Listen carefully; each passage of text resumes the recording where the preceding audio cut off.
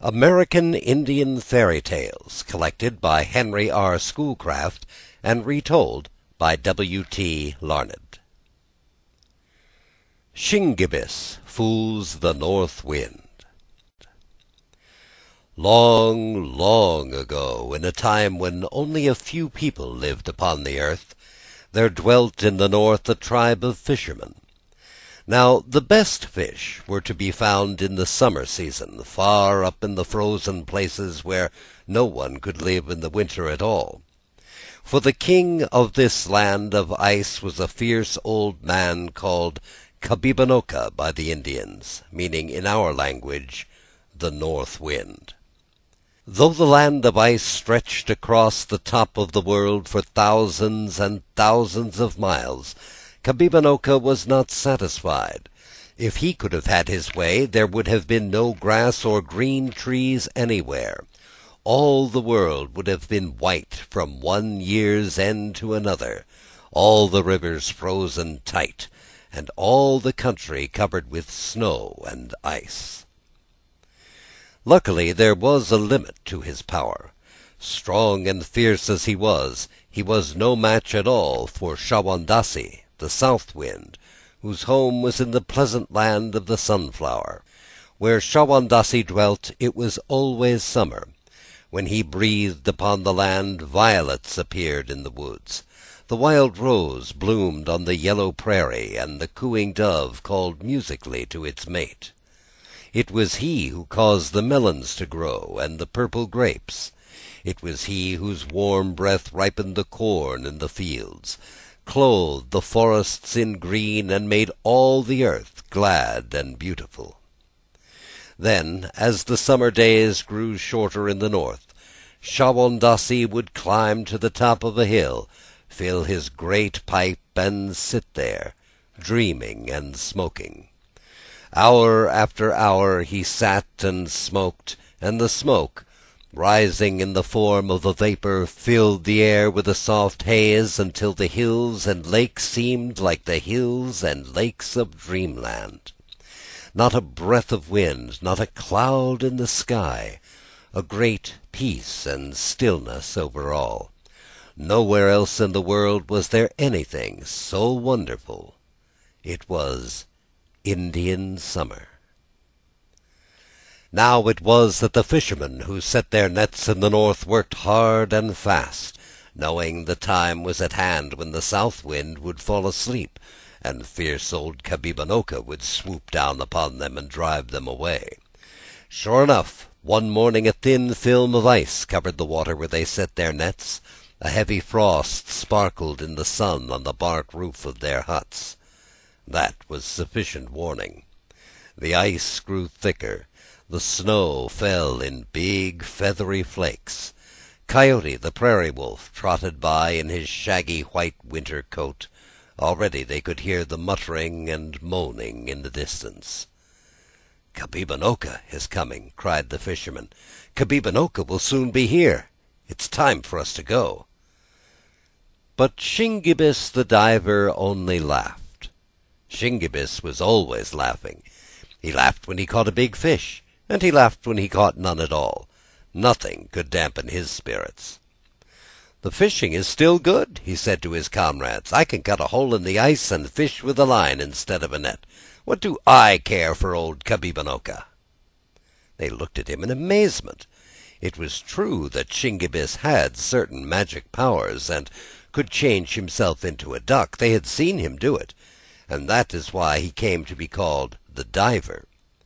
But how would this enable him to brave the anger of the terrible North Wind? "You had better come with us," they said. "Kabibanoka is much stronger than you. The biggest trees of the forest bend before his wrath. The swiftest river that runs freezes at his touch. Unless you can turn yourself into a bear or a fish, you have no chance at all." But Shingebis only laughed the louder. "My fur coat lent me by Brother Beaver, and my mittens borrowed from Cousin Muskrat, will protect me in the daytime," he said. "And inside my wigwam is a pile of big logs. Let Kabibanoka come in by my fire if he dares." So the fishermen took their leave rather sadly, for the laughing Shingebis was a favorite with them, and the truth is, they never expected to see him again. When they were gone, Shingebis set about his work in his own way. First, he made sure he had plenty of dry bark and twigs and pine needles to make the fire blaze up when he returned to his wigwam in the evening. The snow by that time was pretty deep, but it froze so hard on top that the sun did not melt it, and he could walk on the surface without sinking in at all. As for fish, he knew well how to catch them through the holes he made in the ice. And at night he would go tramping home, trailing a long string of them behind him, and singing a song he had made up himself. "Kabibanoka, ancient man, come and scare me if you can. Big and blustery though you be, you are mortal, just like me."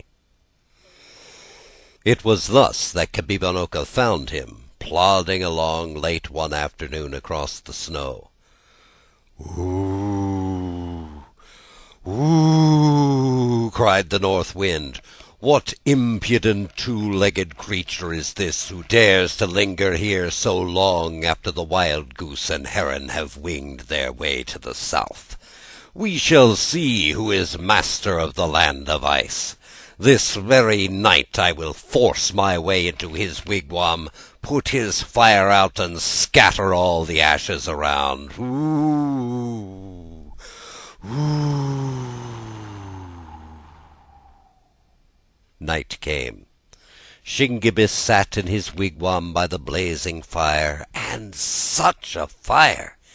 Each backlog was so big it would last for a moon.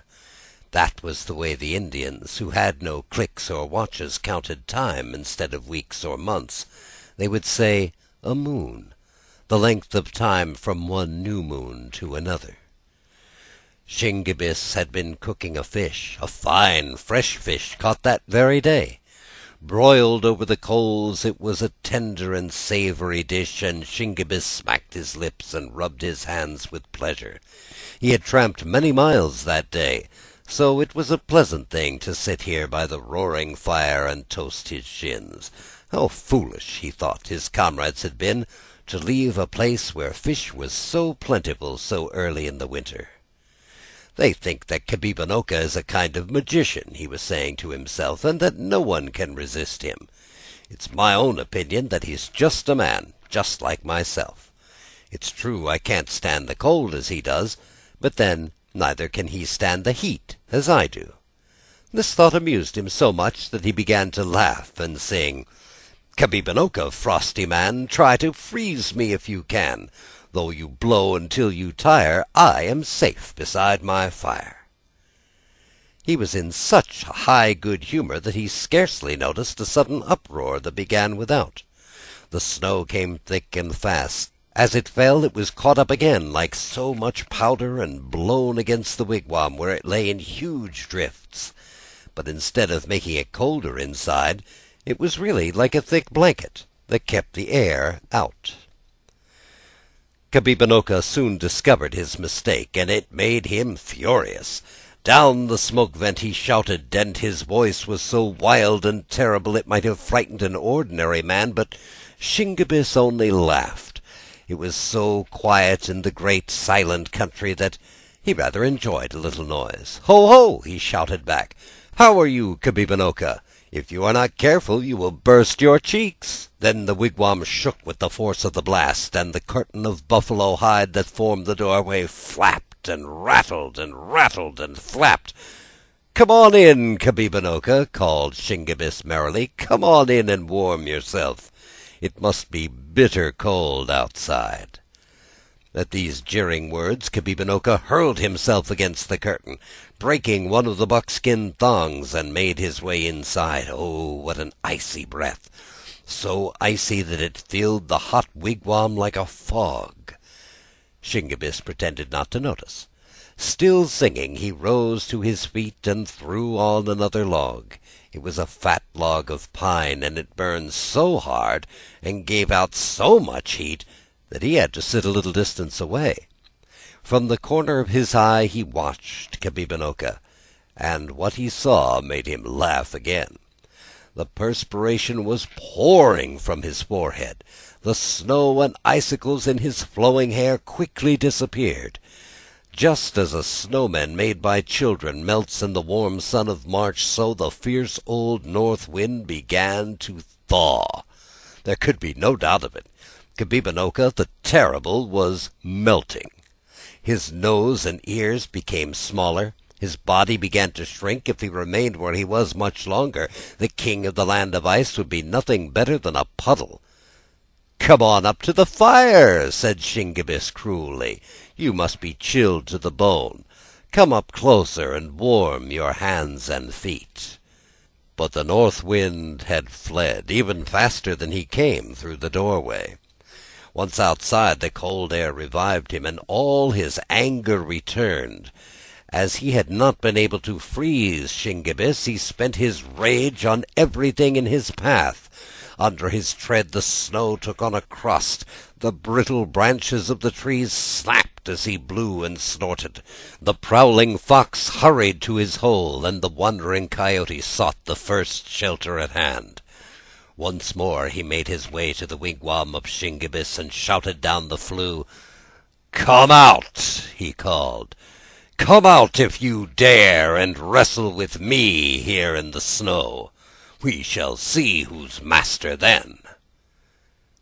Shingebis thought it over. "The fire must have weakened him," he said to himself, "and my own body is warm. I believe I can overpower him. Then he will not annoy me any more, and I can stay here as long as I please." Out of the wigwam he rushed, and Kabibonokka came to meet him. Then a great struggle took place.